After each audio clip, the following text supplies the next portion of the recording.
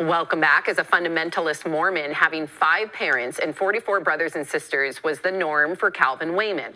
But racism, strict rules, and his desire to connect with others outside of the church led him to take a leap of faith. Now it's been 5 years since he decided to leave the church, and he's joining us now to tell us all about his eye-opening experience. Calvin, thank you for joining us. Calvin!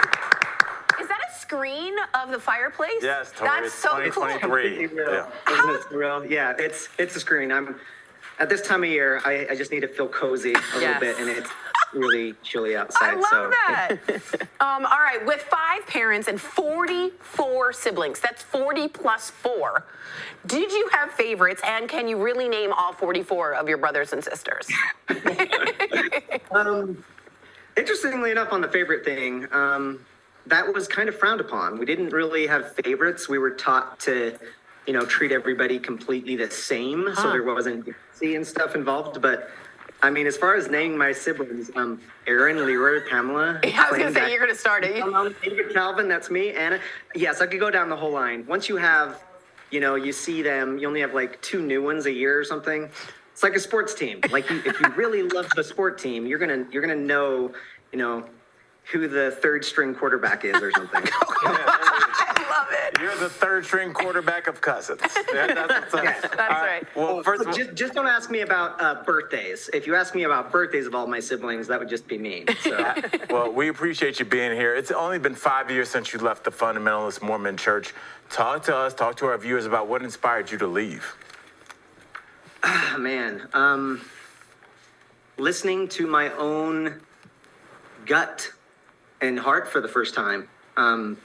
It was a process. It still kind of is. And really, there's 2 things that really started it. One of them is what I call the crack. The crack in the whole thing was I decided to go to college. I'm the first and only child of all of my siblings that went to college. Wow. And I did Congratulations. Yeah. Thank you. And I did something that was very dangerous, I think, for a fundamentalist religion like mine, and that I took a philosophy class. Whoa. It was based on The Matrix, the movie? Yes. I read about Plato's allegory, the cave, blew my mind. But the one main thing it did is it caused me to self-reflect on what I was in for the first time. Wow. Hadn't seriously questioned it before then. So it created the crack, as I call it.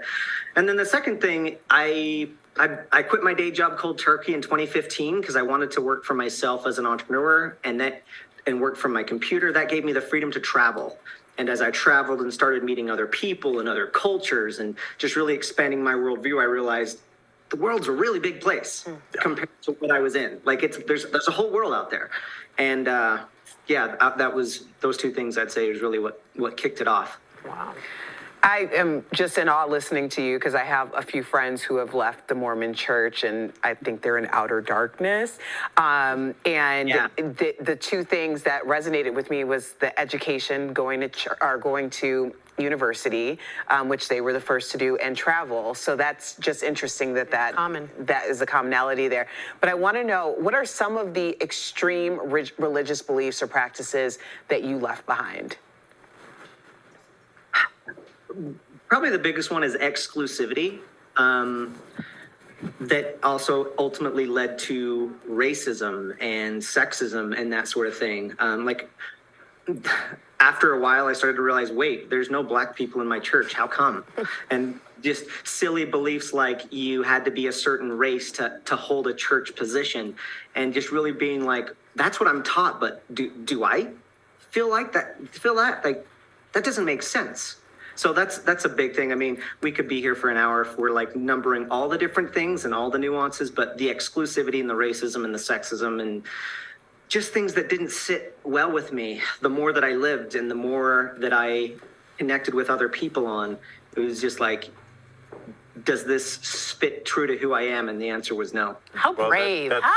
Brave. That's great. But you know what? We only have a minute left, so let's get to the good stuff, all right? Since you left the church, you said dating is one of the things you enjoy most. So what is it about dating? And a lot of our viewers want to know, how do you feel about polygamy? Dating's been an adventure because the way I grew up, dating was strictly prohibited. The church assigned marriages. I was actually in an assigned marriage for a few years, and she stayed, I left, that sort of thing. But dating has been, you learn so much connecting with other people, and it's an interesting culture right now with dating. There's a lot of people that say it's hard and challenging, and it certainly is. Like, it's not sunshine and rainbows out there, but even the hard stuff. I mean, the heartache that I felt the last few years, the exciting stuff and everything, I would trade all of that, even the hard stuff times 1,000, to get to live it, because I got one life. And so it's just been really fun to learn more about myself and the nuance of the human experience in life that dating and just meeting a bunch of different people has allowed. He took the blue pill. That's right. That's a Matrix reference. That's a There we Matrix go. reference. Good for you, sir. Hey, the red pill. I think the took red pill. I'm so sorry. I was Yes. like, the blue pill is something different. I'm so sorry. The blue pill's the red pill. Yeah, wow. Way to insult him on the way out the Sir, door. I'm so sorry, Calvin. Thank you for joining us. We appreciate you. Definitely courageous. TBL Nation, Yes. Calvin is launching a podcast. Visit culturedpod.com for more information. We'll be right back. Thank you so much, So Calvin. brave. So brave.